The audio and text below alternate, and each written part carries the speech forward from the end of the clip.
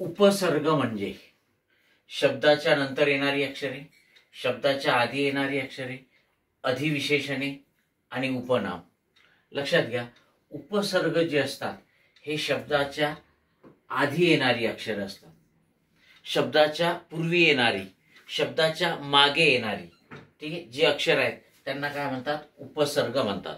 मग हे मराठीमध्ये संस्कृत उपसर्ग आहेत, मराठी उपसर्ग आहेत, फारसी, अरबी किंवा त्यांना आपण यावनी उपसर्ग म्हणतो असे पण उपसर्ग आहेत. ठीक आहे, आणि ते शब्दांना लागून उपसर्ग घटित शब्द तयार होतात. ठीक आहे, उपसर्गांना स्वतःचा अर्थ असतो आणि उपसर्ग जेव्हा एखाद्या शब्दाला लागतात तेव्हा त्या शब्दाचा अर्थ ते फिरवत असतात. म्हणून उपसर्ग जे आहेत हे शब्दाच्या आधी येणारी अक्षर आहेत. उदाहरणार्थ आपण जेव्हा असं म्हणतो मरण हा मूळ शब्द आहे, मग याच्या आधी आपण आ हा उपसर्ग लावला. ठीक आहे, मग यामुळे मरेपर्यंत असा अर्थ याला प्राप्त झाला. मग हा आ उपसर्ग आहे, हा शब्दाच्या आधी, पूर्वी, अगोदर किंवा शब्दाच्या मागे लागतो, हे लक्षात ठेवायचं. Okay, yes.